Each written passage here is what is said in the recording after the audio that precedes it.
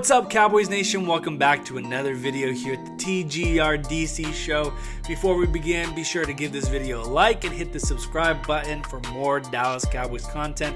Guys, it's been forever since I've seen you. I haven't seen you because we had the bye week, and I decided to take a break after the shenanigans that happened with the Cowboys and Patriots game.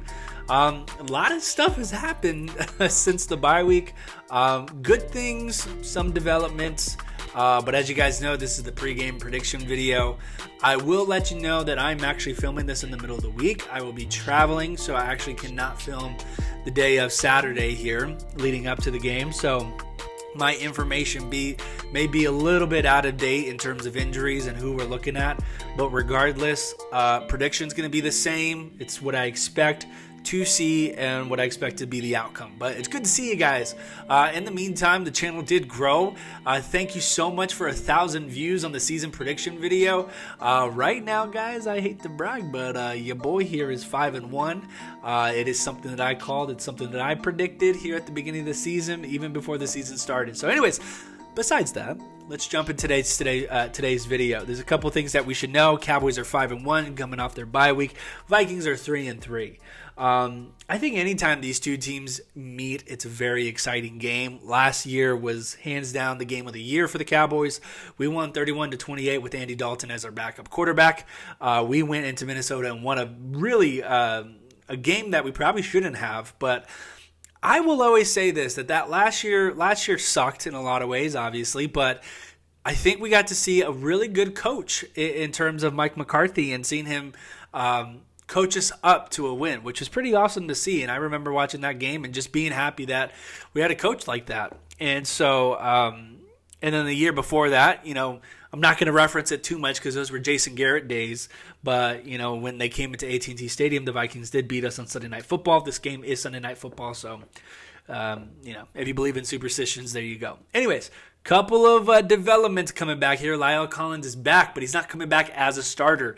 In fact, the Cowboys are thinking best five philosophy here for their line, which is a terrific way to think about it. I love the way Mike McCarthy thinks. If I could give a guy an award for just being creative with last year's line and doing as much as he can, moving pieces around, he did that. And so I love that philosophy, putting the best five. We're thinking of maybe moving Connor Williams out of the left guard spot and putting La'el Collins in there, which would be perfect. Connor Williams has been getting bullied, so I think putting La'el Collins would just really strengthen that lineup.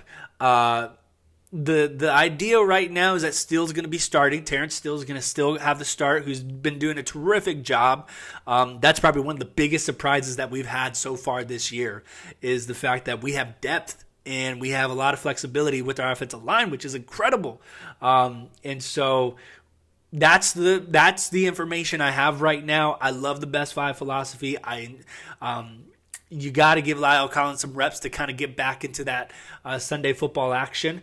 Okay, next one. Michael Gallup is back. He is expected to be back in the lineup, which I'm super excited to see. I mean, we have so much depth at wide receiver anyways. Even if he didn't go, we would have Cedric Wilson, who made that big 4th-and-4 catch down in New England. And behind him, we have Noah Brown, who has incredible speed.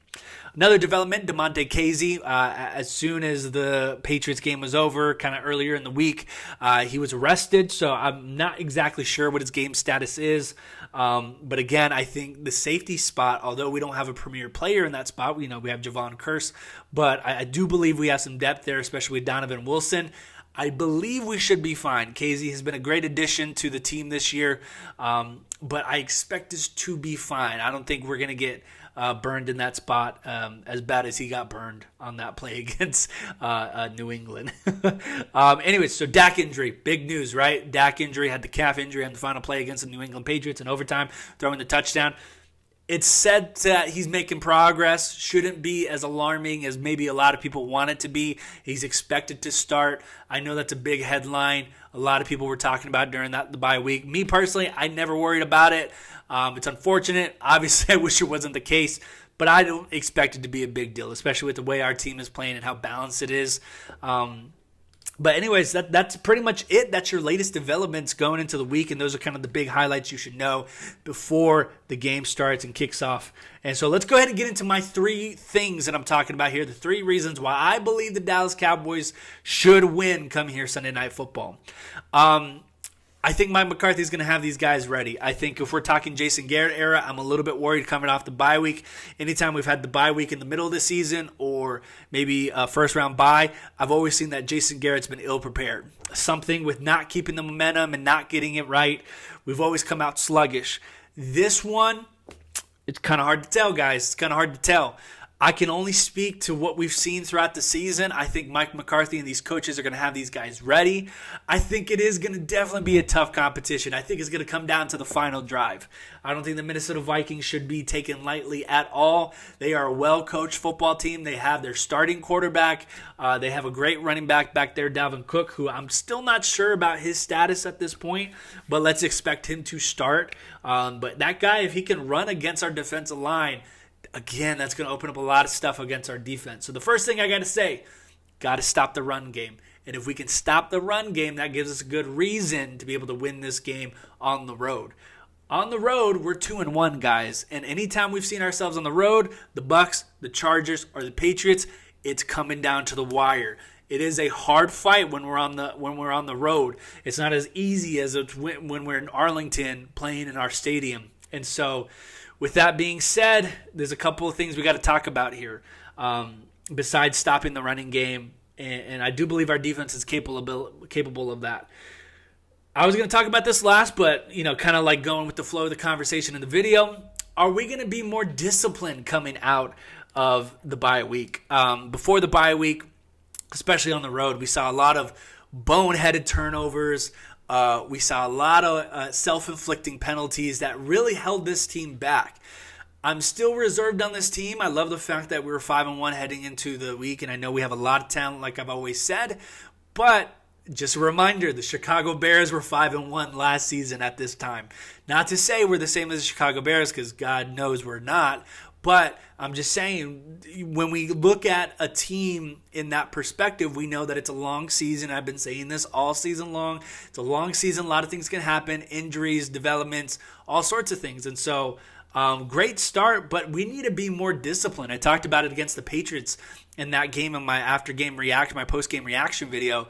We're a good team right now, but we got to make that step to being a great team. And are we going to be more disciplined with those turnovers and those penalties? Because if we erase those two things, you look at the Giants game, you look at the New England game, we're winning those games pretty decisively in the sense that we're not struggling in the first half as much as we have been the past 2 games. And so are we going to fix that? I'm going to hope so. I hope something like a bye week helps such a thing. I mean, it has to, right? But if we can handle those things, that's going to give us another reason that we start the game off fresh and we take control of the game as we should. My last thing here is one of the biggest issues I was talking about in terms of our weakness before we hit the bye week was our red zone. Our red zone, from a fan's perspective, if I could just let go here for a moment, our red zone offense is just awful. I hate watching our red zone offense. We have no idea what to do down there in the red zone. We don't know who to give it to. We try running it with Zeke. Nothing works. We try to sneak with Dak. Doesn't work. And I feel like we kind of got a little momentum there in New England because we started the game, throwing off to our tight ends and getting the touchdown. And then later in the game, we had CeeDee Lamb. We had to fade to CeeDee Lamb. And so I'm really hoping that was the emphasis of the bye week for the offense, saying, hey, we can drive the ball the first 90 yards, but that last 10, 20 yards, we got to seal the deal, and we can't just settle for field goals. And that's where the turnovers and the penalties come in again, because two times against the New England Patriots, it was the worst case scenario. We went down there, Dak threw the interception. That should have been to Cedric Wilson. And then we got stopped, 4th and goal, fumbled the ball.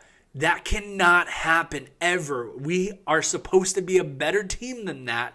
That just can't happen. But who's our go-to man? Where are we going to? I hope Kellen Moore fixes that. I have the anticipation that he will. I think we're going to see a lot more CeeDee Lamb fade, go up and grab it. I would love to see that, and I think we're going to see that. But other than that, guys, that's my 3 reasons why I think the Dallas Cowboys should win this football game. And I'm going to predict that the Cowboys win on Sunday Night Football in a nail-biter, 31-24. And right now, I want you to go ahead and put down in the comments who you think you're going to win. I have a pretty good guess about who you might think is going to win. And put down a score down below. And let's see who comes out on top come Sunday Night Football. But other than that, guys, go ahead and be sure to like the video for more videos to come here. I'll see you guys after the game on Sunday. Be sure to hit subscribe and follow me on all social media platforms. Go Cowboys!